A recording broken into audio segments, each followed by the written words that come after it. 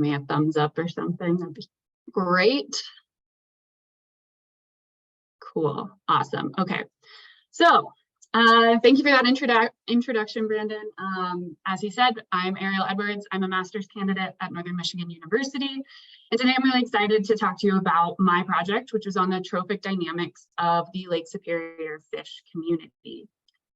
Before I kind of get started here, I really want to thank my advisor, as well as all my other committee members listed on this slide here, for helping me through this process and getting me to this point, getting my project to this point. Really appreciative of all of your help along the way. So with that, why do we study trophic dynamics? Obviously, many reasons. Some of those include to describe complex biological interactions and quantify energy flows through an ecosystem. Also, to better understand predator and prey balances, to improve our ability to predict how a fish community or ecosystem may respond to perturbations, and this could be environmental disruptions, trophic shifts, species invasions. And understanding trophic dynamics is really important when we think about it in the context of the Great Lakes and Lake Superior in particular, as there have been a lot of large-scale trophic shifts throughout the food webs, particularly of the lower Great Lakes. So understanding these food web dynamics and establishing baselines is really important for management and understanding these systems. So our study area for today is, of course, Lake Superior. It is a large, deep oligotrophic lake and is the largest and most northern of the Laurentian Great Lakes. Notably, Lake Superior is the least impacted of the Great Lakes, but it has not been immune to changes over the years. So if we look back at a brief history through time, we can see a lot of these changes to the ecosystem and particularly to the Lake Superior fish community. So if we start back about 100 years ago, from 1920 to 1950, we saw a lake char commercial harvest of about 4 million pounds per year. So really massive lake char fishery for those years. During the same time in the 1930s is when rainbow smelt were first introduced to Lake Superior. And then in 1939 is when we first observed sea lamprey in the system.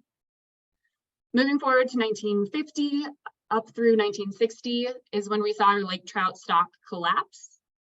This has mostly been attributed to overfishing as well as sea lamprey predation. So in 1958 is when we began the chemical control of sea lamprey, and that of course continues to this day. In 1962, the lake char fishery was completely closed to protect these last remaining lake char stocks.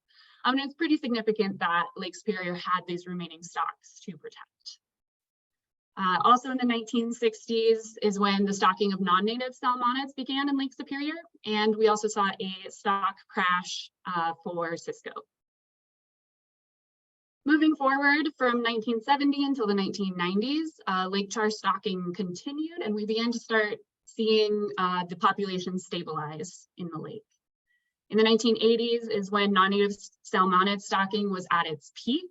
It has since decreased a lot since this time, particularly in Lake Superior. It's much lower than a lot of the other Great Lakes. And then finally in 1996, we had a recovered population of lake char established in Lake Superior, which is again unique of the Great Lakes.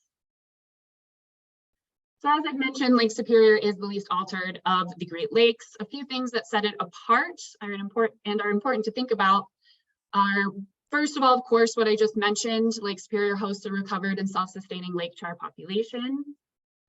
In addition, Lake Superior also hosts robust Dietary and mysis populations. These are two shrimp-like invertebrates that are really important for transferring energy, from the lower food web up through the fish community. And they've seen declines in recent decades in the lower Great Lakes in particular. And overall, Lake Superior hosts fewer invasive species due to temperature. Lake Superior is quite cold. Depth, as we can see in the image on the screen here, deeper zones are represented in darker blues, and Lake Superior is quite dark compared to other Great Lakes. It is the deepest of the Great Lakes. And The other factor that has helped protect Lake Superior from invasive species is surficial geology and water chemistry. A specific example of this is with dry-sanded mussels. Calcium levels are likely too low in Lake Superior to allow dry-sandeds to grow, and has helped maintain the integrity of Lake Superior against these invasive species that have kind of established in the other Great Lakes.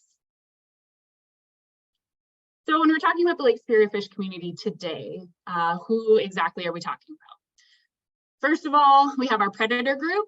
And in this group, for the purpose of this project, the species that we will be looking at are 2 ecomorphs of lake char, lean, and siskowet up here, and then also our native burbot.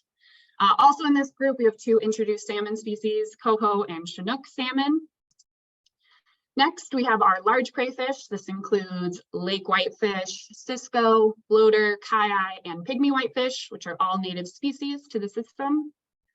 And finally, we have our small crayfish.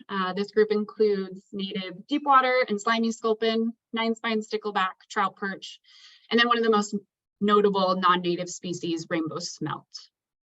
And then the final group I wanted to kind of introduce is invertebrates. While they aren't technically part of the fish community, they're obviously very important when we're talking about the food web and trophic connections within the fish community.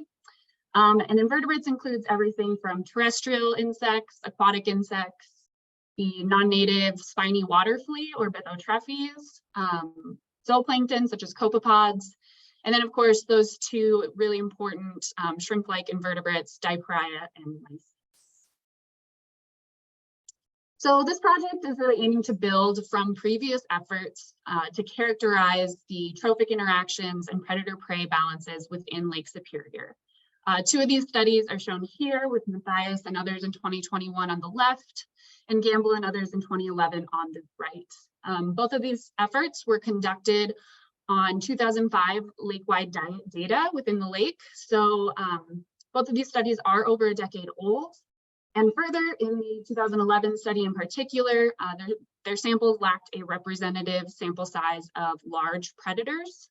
So today I will be showing how my project kind of updates these previous studies to a current 2021 status, as well as fills in some of these research gaps, such as providing a representative large predator sample. Which brings us to the 2 primary goals of this thesis. First, in chapter 1, I will be updating the Lake Superior food web estimate with a representative sample size of the fish community. And second, in chapter 2, I will determine the consumptive effect of lean lake char in southern Lake Superior using an applied bioenergetics model. So for chapter 1, to characterize and update the Lake Superior food web, I will first describe diet compositions in terms of percent biomass for those 15 study species. I will also identify potential factors, including length, species, and ecoregion that influence diet variation and patterns within the lake. Second, I will identify the feeding strategies of the fish community. And finally, I will assess dietary similarity among different fish species by an index of niche overlap. So the field collection for this project was conducted by collaborators across the basin during their standard gillnet and bottom trawl surveys, mostly from April to November of 2021. There's also samples obtained through angler surveys primarily in Minnesota and some in Michigan, as well as some supplementary sampling that occurred in 2022 aimed at filling out some of the sample targets that we did not reach in 2021. Our sample targets for each species was 20 fish per length class per ecoregion. Length classes for each fish were a small, medium, and large length class, and they varied a little bit by species. For example, lake char were less than 400 millimeters, 400 to 600 millimeters, and then greater than 600 millimeters for those 3 size classes. And then ecoregions of the lake. So the lake was divided into 8 different ecoregions, which are shown in the map on the screen. When we're talking about our predator species, we will be discussing them by each of the 5 US ecoregions. So that includes Minnesota North in green, Western Arm in gold, Western Keweenaw in dark blue, Keweenaw Bay in gray, and then Southern Lake Superior in tan. And then when we talk about our prey fish samples, we have samples from all of these ecoregions, as well as Ontario West in white and Ontario East in brown. But we'll just be talking about our prey fish samples in terms of west of the Keweenaw Peninsula and east of the Keweenaw Peninsula. So just two main regions of the lake for those samples. So when stomachs were collected, they were frozen and transported to Northern Michigan University and Lake Superior State University for processing. Predator stomachs were dissected and identified to the lowest taxonomic level possible. That's obviously dependent on decomposition. And then each item was weighed to the nearest 0.01 gram. Prey fish stomachs were also dissected, identified to the lowest taxonomic level possible. And when diet items were large, so larger invertebrates or insects, they were also weighed. But for most of these prey fish stomachs, they contained a lot of really small diet items, such as the copepod on the bottom right of the screen. In this case, diet items were counted, and then lengths were measured to the nearest 0.01 millimeter. And then these were then converted to weight estimates. So I wanted to point out the sample ranges for our sample collections. And these sample ranges are important to think about when we think about potential seasonality within diets and just differences depending on the months and seasons that were collected in. Generally, as I stated, samples were collected from April to November in 2021, but there is some variation. Two main ranges I wanted to point out. First, Chinook and Coho.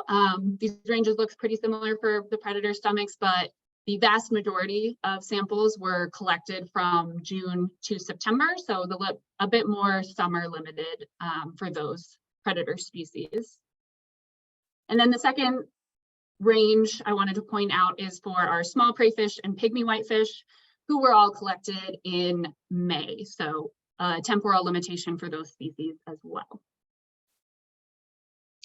To give a quick synopsis on the total stomachs processed for each species and each group here, first we have our predators on top, and in total 7,838 stomachs were processed of predators. For large prey fish, 821 stomachs were processed, and then for small prey fish, 688 stomachs in total were processed. So to get into the results from all of this diet data collection and dissection, here we have our predator diets with percent biomass on the y-axis, and then length class is here along the x, again, just small, medium, and large size groups there. Each row is a different ecoregion, starting with Minnesota North on the left, then Western Arm, Western Keweenaw, Keweenaw Bay, and Southern Lake Superior on the right. Sorry, those are the columns. And then each row is a different species. So Lean Lake Charr on the top, and then Siskoet, Burbot, Coho, and Chinook salmon are on the bottom. And then each color represented in this plot is a different diet category, ranging from the surface roughly to the benthos. Starting with the top light blue color, this refers to surface diet items, primarily terrestrial insects, Trophic, and some birds. Dark blue is unidentified fish remains. Red is salmon. Light yellow is other fish, so less common fish species such as Eurasian ruff or trout perch. Gold is Coregonines. Light brown is rainbow smelt. Dark brown is sticklebacks. Light green is burbot. The bright green color is sculpins, so deep water, slimy, and spoonhead sculpin. Dark green is mysis, orange is dipraea, and then dark orange is other invertebrates. For predators, that can include aquatic insects, snails, clams, among other invertebrates. So to look at some of the key patterns here, we do see some spatial variation in diets. So differences between ecoregions. If we first want to look at our Southern Lake Superior Lake Charr plots, both Lean and Siskoet, we see fairly large proportions of sticklebacks within these diets, so in dark brown, and we're not really seeing that in any of our other ecoregions. So that's an example of some of the spatial differences we are seeing in some of these diets. We also saw ontogenetic shifts in diets, so that's a change in diets as fish grow. So an example of this, if we again look at our Lean Lake Charr plots, This time in Minnesota North, we see in the smallest size class, diets are dominated by the invertebrate mysis. And as Lake Charr grow, diets become more dominated by prey fishes such as gorgonines and rainbow smelt. And this ontogenetic shift in diets was significant for all three of our native fish species, but was not significant for coho or chinook, who seem to have fairly similar diets across all size classes.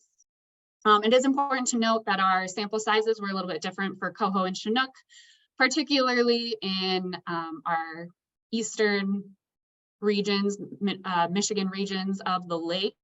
Those sample sizes are shown by the numbers on top of each bar there. And that's just mostly because the primary way we got a lot of these coho and chinook samples is through angler surveys, which were primarily in Minnesota. We also saw some differences just between different species and between our native and non-native species. For example, both chinook and coho consumed large proportions of Trophies, which was unlike any other predators. Also, we saw just a lot more diversity in diets for our lean and Siskoet, which is exhibited by just the diversity of colors shown in those plots, especially as compared to the other species. I also ran an analysis of variance of Perminova across species to determine factors that were explaining the diet variation. And I found that ecoregion, length, and species were all significant in structuring these diets.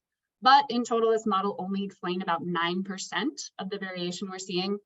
So those factors really aren't explaining the majority of the diet variation. And this brings us back to possibly individual variation, which we did see quite a bit of. Some examples of the diet diversity found specifically in lean and Siskoet Lake Charr. Through the course of our dissections include everything from interesting insects like cicadas. We have snake skin remains here.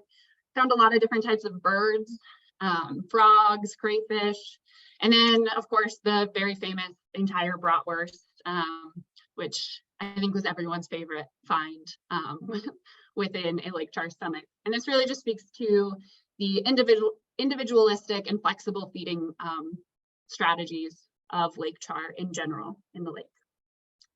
So next we'll cover large crayfish diets. Some patterns here include, first of all, I'll explain the plots here. We have west of the Keweenaw on the left and then east of the Keweenaw on the right.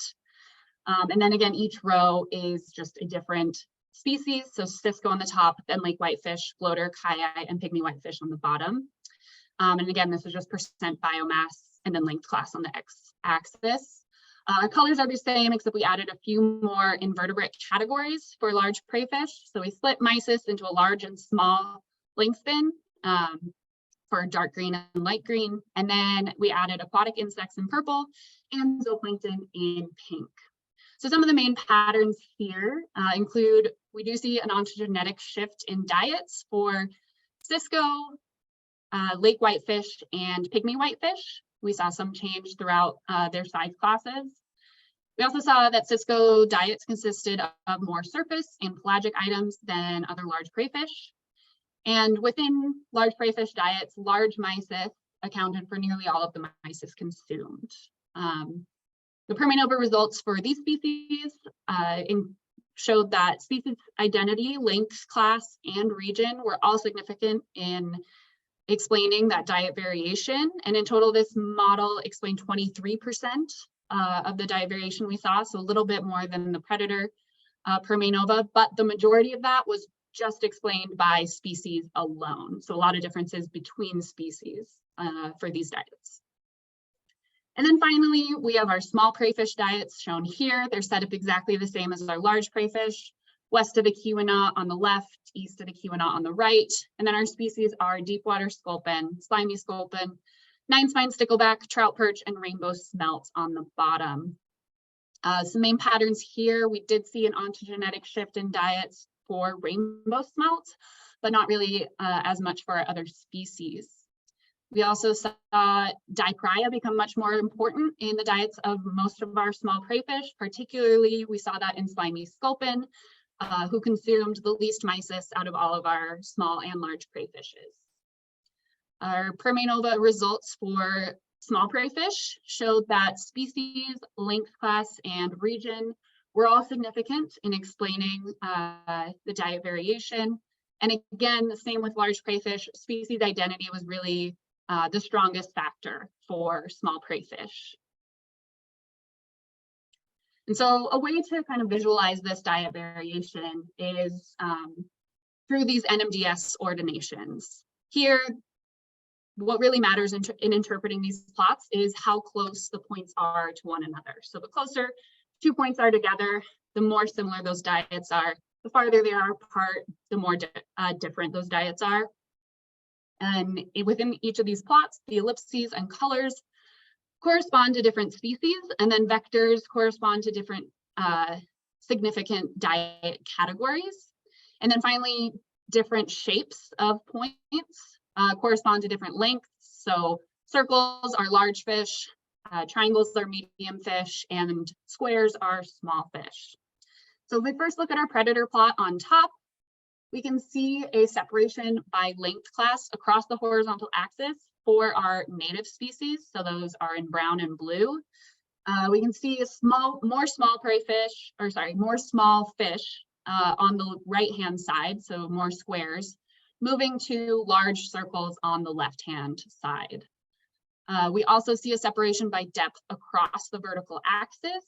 So we see our more benthically feeding fish, burbot and ciscoette, closer to the bottom of the plot, and our more shallow water feeding fish, so salmon, closer to the top of that plot.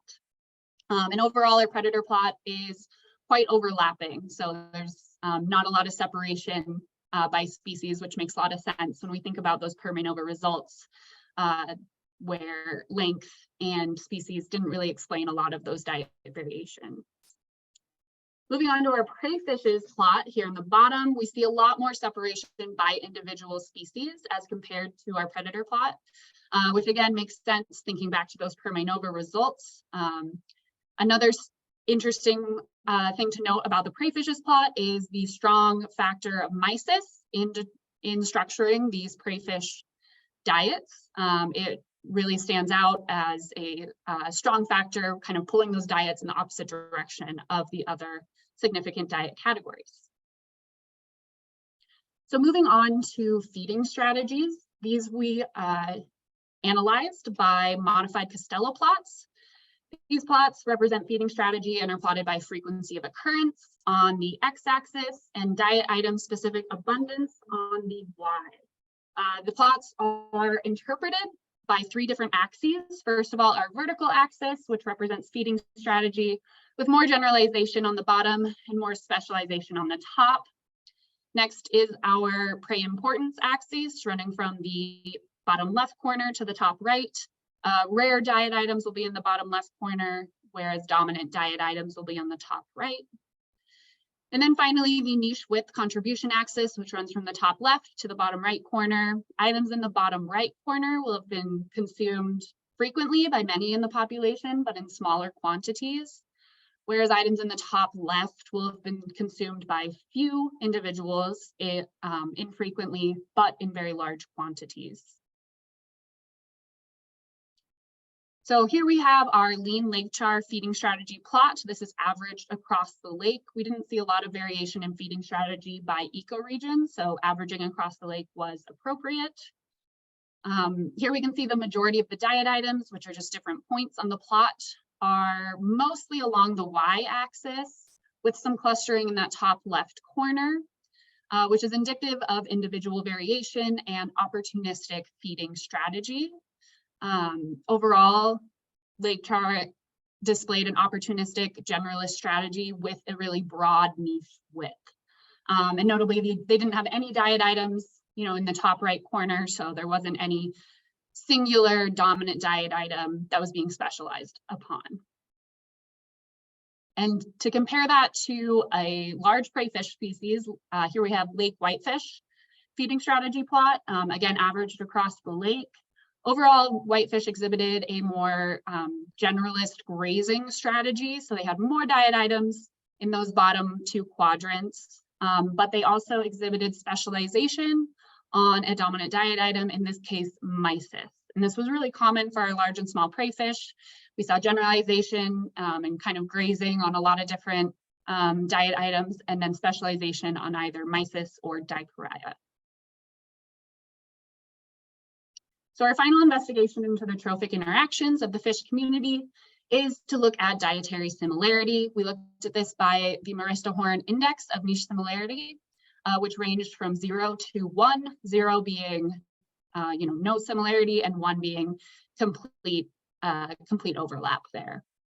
Each circle here corresponds to a different range, with those 2 biggest circles corresponding to a significant level, an ecologically significant level of dietary similarity. As we can see for our predators, there's a lot of dietary similarity here, which obviously makes a lot of sense when we think back to our NMDS ordination and our per maneuver results. Predators, they're really mobile. They are consuming a lot of similar diet items. Overall, we did mostly see a pattern where similarity decreased with an increase in size. So we see that with between our lean and Ciscoette here, but overall, a pretty high level of similarity, except for between our burbot and salmon, which are fairly spatially separated. Next, we have our large prey fishes here. It's a bit more of a mixed bag, but still fairly high level of dietary similarity between a lot of species, particularly between cisco and bloater. We saw a lot of dietary similarity, and there wasn't really a pattern with fish size for this group. Finally, we have our small prey fishes, which overall had the lowest number of ecologically significant values of similarity. Mostly just between spiny sculpin and 9-spine stickleback is where we saw really high levels of similarity. Otherwise, most were fairly dissimilar. This kind of speaks to small prey fish. They're not as mobile, they're not as able to move around and take advantage of a lot of different diet items. So there's a bit more niche partitioning, and being less similar in their diets is evident by that. So to bring all of that information together into a comprehensive food web diagram, here we have each arrow is weighted by percent biomass. So the thicker the arrow, the more important that diet item is to the consumer. Some key takeaways from the web include the high interconnectedness and redundancies in the web. Here we can see this really strongly in our lean and Ciscoette up top, where we see a lot of different arrows, so different diet items contributing to their diets, ranging from multiple trophic levels. And these redundancies are really important when we think about the resiliency and stability of the food web. The second thing is that mysis here in the middle really stand out as a keystone diet species. They have connections to all of the fish in the food web and contribute very large proportions to a lot of those species. So some further chapter 1 conclusions include native lake char had a more diverse diet, especially compared to those introduced Pacific salmon, and fed in all vertical zones. So they really stood out as important habitat couplers to transfer energy throughout the lake ecosystem from the benthos to the surface. And this is especially apparent when comparing to those introduced Pacific salmon, which were a bit more thermally restricted in their feeding. Next, we saw prey fish diets were primarily structured by species identity and relied largely on mysis and dichroia. And finally, mysis really stood out as that keystone diet species for the entire fish community. Additionally, the Lake Superior food web is resilient due to the prominence of native species and redundancies in the web. When we're thinking about the redundancies and interconnectedness in the web, like I mentioned before, this is really an example of the portfolio effect within Lake Superior. Other examples of the portfolio effect in ecological systems include habitat partitioning and diversity within floodplains, which is shown in plot A here, where we see a stable system at a coarse spatial scale, despite there being really high instances of disruption on the fine scale. Another example related to food webs is shown in plot B here. where dominant prey resources vary seasonally and act as kind of a diversified portfolio that increase the reliability and stability of the system for predators. And that really goes back to the Lake Superior food web, where we see the portfolio effect at play, particularly through our mobile predators who opportunistically feed on a diverse array of resources from multiple trophic levels and vertical zones. So to circle back to our goals here, now that we have updated the Lake Superior food web, we can move on to our second goal, which is to determine the consumptive effects of lean lake char in southern Lake Superior using an applied bioenergetics model and updated energy density values. So to do this, I will first estimate the energy densities of 12 common lean lake char diet species by bomb calorimetry, and I'll compare these estimates to existing literature-derived values. Second, I will estimate the total population level consumption of lean lake char in southern Lake Superior using a coupled bioenergetics and statistical catch-at-age model system. I'll assess this consumption by quantity and quality, and then I'll compare this consumption with the available biomass estimates for some key prey fishes in southern Lake Superior. So bioenergetics models, most simply, are a mass balance equation where energy in equals energy out. Given a healthy individual, energy use should not exceed energy consumption, and any energy that is left over after excretion, egestion, respiration, and other standard metabolic processes will go back to the fish in growth. So bioenergetics models have been utilized in fisheries and aquatic sciences for decades. Most simply, they are used to either predict growth based on a known amount of consumption or estimate consumption from measured growth. They've been used to evaluate the effects of trophic shifts, climate change, invasive species, among many other things. Specifically, when we're thinking about bioenergetics modeling within the Great Lakes and Lake Superior in particular, they've often been used in conjunction with stock assessment or population models to take individual information and expand that to the population level. So this is an important tool to model trophic shifts, as was done here in Lake Huron by He et al. In 2015, where they quantified the piscivore consumption in Lake Huron in response to recent invasions by dreissenids and round gobies. And they tracked that diet through a long time series within Lake Huron to analyze the energy transfers within the lake. Bioenergetics models have also been used specifically in Lake Superior. One example is in Negus et al. 2008, where they estimated the total consumption of predators in the western arm of Lake Superior and compared results to the available biomass of prey species in that region to get at the predator demand in the western arm of Lake Superior. So using some of the concepts explored by researchers here, we wanted to apply a bioenergetics model with statistical catch-at-age models, closely following and adapted from the Lake Huron model system from He et al. 2015. We developed an applied bioenergetics model system that pairs an individual lean lake char bioenergetics model with statistical catch-at-age models and survey data to expand an estimate of individual consumption to that population level. The system was ran for each management unit, so MI 5, 6, and 7, shown in blue there, that make up the ecoregion southern Lake Superior, with the ultimate goal to estimate the total consumption by lean lake char in this region of fish ages 4 and older in 2020 and 2021. So the field and lab methods for this portion of the project were primarily focused on obtaining updated energy densities for Lake Superior prey species. The previous literature-derived values of energy densities were fairly old, primarily from the 1980s and 1990s, and a lot of the energy densities used in other models in Lake Superior included estimates from outside Lake Superior, so other Great Lakes. So we really wanted to get some updated energy densities to apply to our model system.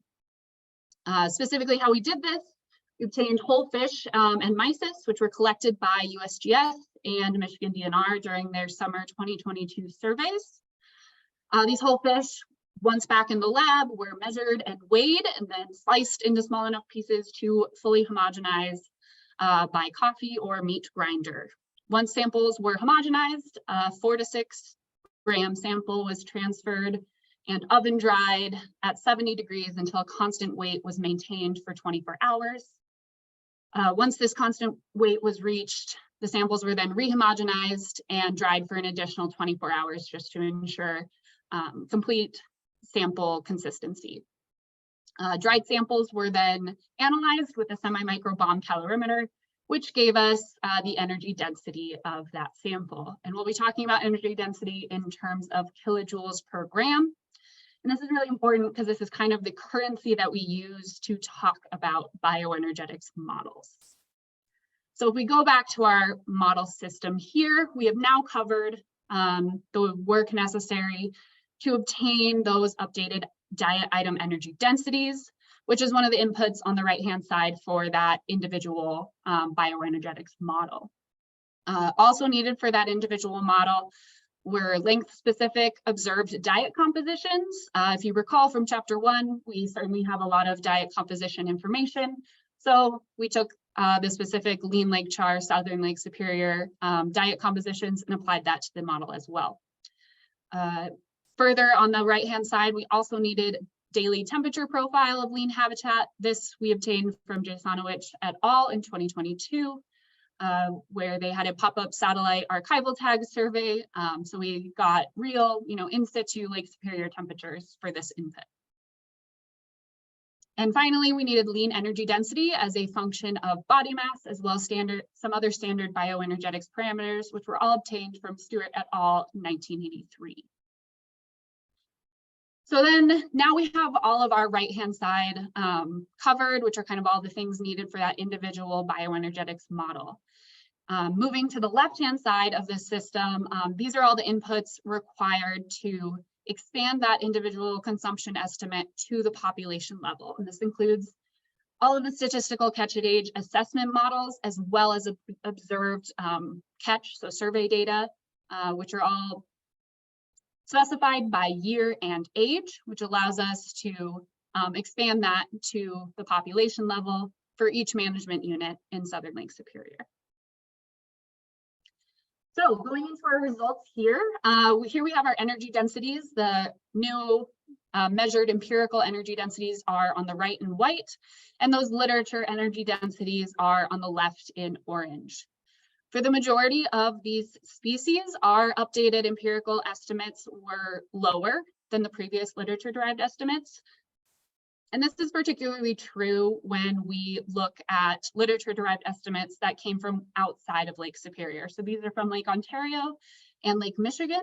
And for all of these, our updated estimates were quite a bit lower than those previous estimates.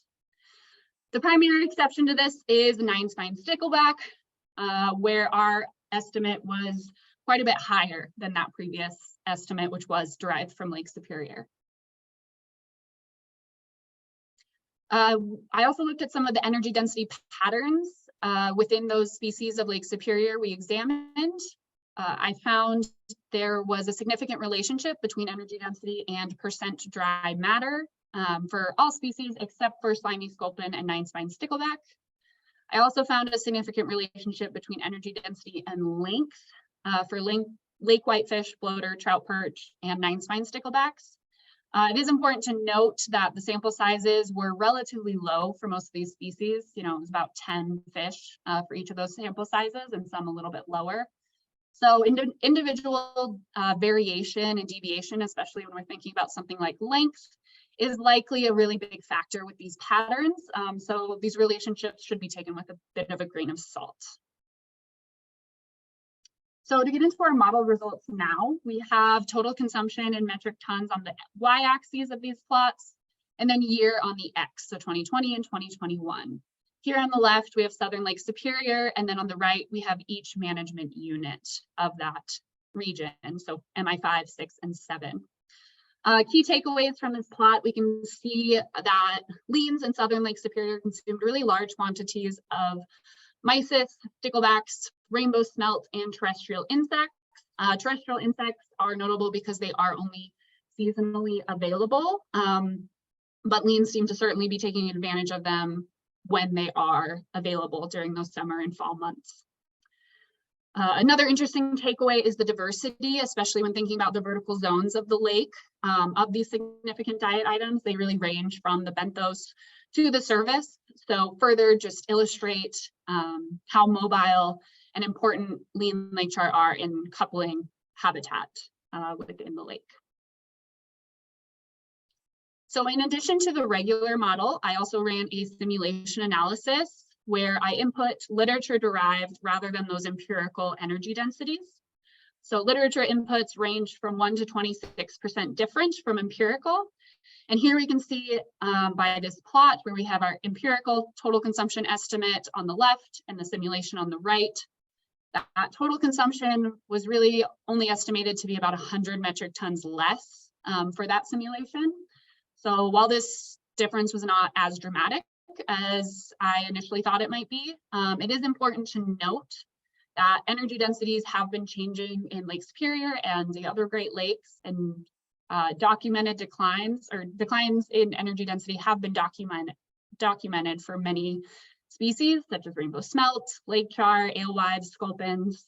So there's obviously a lot of different patterns and things that can influence these energy densities. And if actual system energy densities do continue to change through the years, the periodic updating of energy density values will be necessary to keep model estimates as accurate as possible.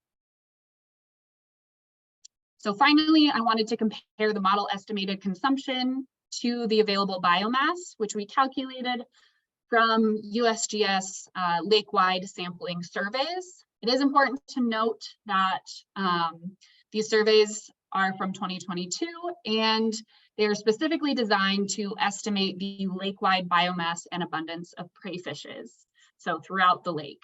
And then I took these lake-wide averages and applied them just to a single region, Southern Lake Superior. So if we look at available biomass, which is in blue on this plot, and compare that to the consumption in metric tons, which is in yellow on this plot, we can see a fair amount of differences for each species. So first, for Coregonines, we can see that leans only consumed about 1% of the available biomass of Coregonines in Southern Lake Superior, and only 6% of the available sculpins in Southern Lake Superior. Moving on to rainbow smelt, a little bit different pattern here. We see leans consuming almost 50% of the available smelt. This is really interesting, especially considering this is only lean lake char. It'd be interesting to add other predators such as Cisco-wet to really get at that predator demand on rainbow smelt. And then finally, sticklebacks is definitely the most interesting one up here. You can see our estimated consumption was over 100 times the available stickleback biomass, which obviously doesn't make a lot of sense.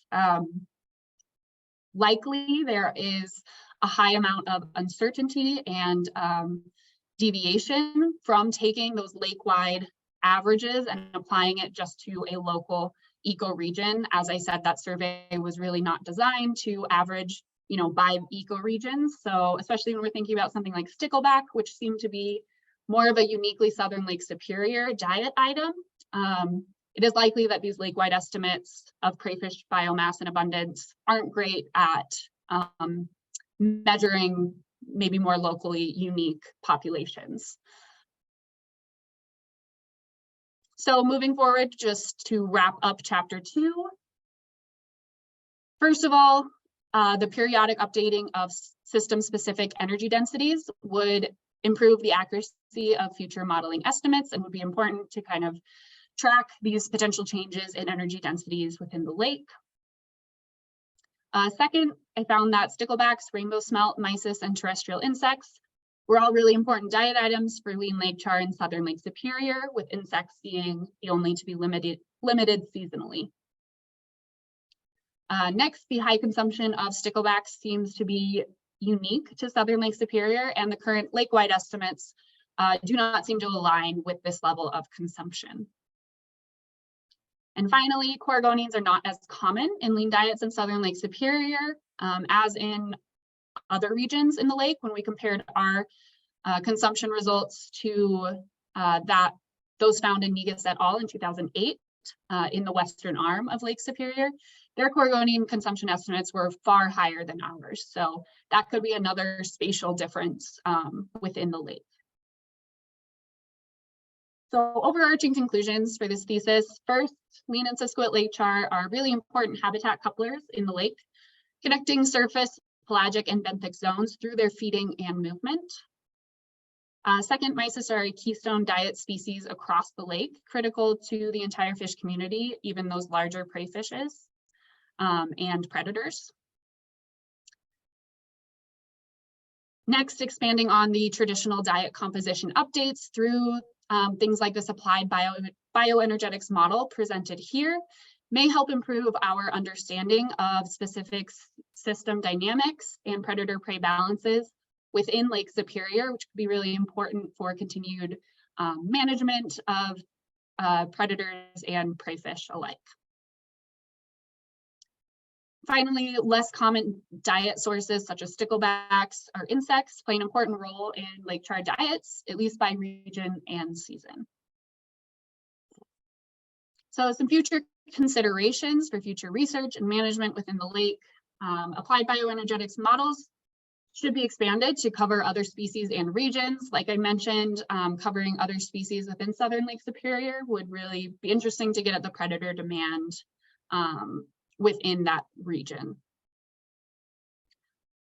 Bioenergetics models can also be coupled with others, such as bioaccumulation models, to obtain a better understanding of things like contaminant cycling and concentrations in the lake, which we all know is a hot button topic right now within the lake, Great Lakes in particular.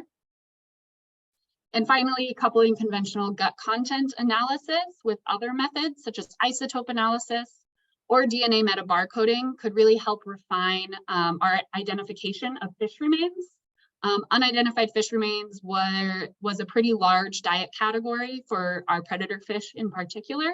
So coming up with other methods and pairing these with our conventional gut content analysis would just help refine our understanding and increase our level of understanding those predator-prey balances. And with that, I have a lot of people to thank. All my funding from the CSMI Great Lakes Restoration, as well as additional funding from Trout Unlimited and NMU, the Lake Superior, everyone on the Lake Superior Tech Committee and Great Lakes Fishery Commission who collaborated for sample collection, as well as just project advice, as well as collaborators, Dr. Jonathan Dubeck and Dr. G. Hay for their expertise and support on chapters 1 and 2 respectively. And then all of the many student volunteers and workers at NMU and Lake Superior State universities who got their hands dirty and dissected thousands of stomachs. This project really would not be what it is without all of you. So a huge thank you to all those students. And finally, I'd like to thank all of you for being here today. And I would be more than happy to answer questions if we have them.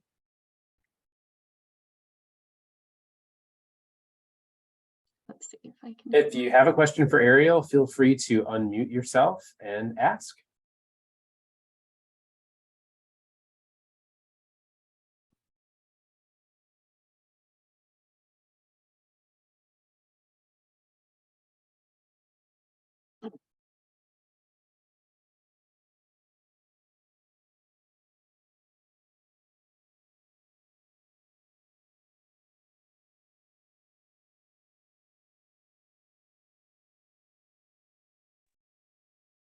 Hi, Ariel. I have a question. It's Mike Rennie here from Lake University. Awesome. Yeah, go for it. First of all, great presentation and great to see such awesome use of the CSMI data in your thesis. That's awesome. One of the questions I had, so recognizing what a slog bomb calorimetry is, Yeah. It looks like the effort that you guys put in was trying to get a good handle on a diversity of organisms for the energy densities. Right. given sort of the interest in your thesis on sort of like regional patterns, I wonder if you thought at all about like whether or not where, say, like a particular prey fish came from in the lake might also impact some of your ideas around the importance of consumption of particular prey items. Or Yeah, absolutely. I mean, that could absolutely be a factor as well. That's something we discussed a bit when we were first kind of setting up the plan to get samples of energy densities. Ultimately, like you said, bomb calorimetry is quite a slog, so we kind of had to weigh our options of, okay, do we focus on a few species and maybe get spatial variation in higher sample sizes? Ultimately, we wanted to try to get a diversity of species and see what that looked like. I do think it would be interesting to look at that by spatial variation, but yeah, just unfortunately wasn't possible for this one. that's totally fine. And I think actually having some of those updates by species is pretty useful. Maybe one quick follow-up question: were the sample sizes or the way that you picked individuals for any particular species such that you could look for body size relationships with energy density in any of those fish? Or Body size, like length, like, or mass to energy density or length to energy density? Yeah, we have all the lengths and masses. We Okay. measured those. So yeah, I found there, I did measure it for relationship between length. It was only found between, I think, 4 of our species, a significant relationship between energy density and length. But I do That's think that great. would be something to look at further. Maybe if you could focus on fewer species and get more samples. Yeah, no, that's great. Thanks so much. Yeah, thank you.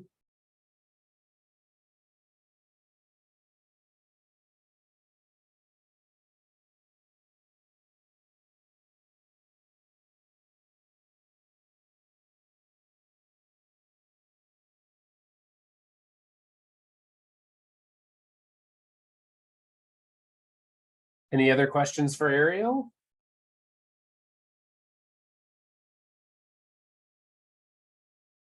Hopefully I covered all the questions within the presentation.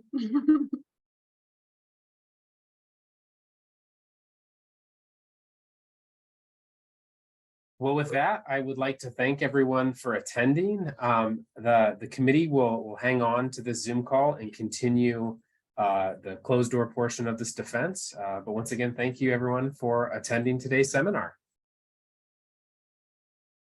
Yeah, thanks everyone.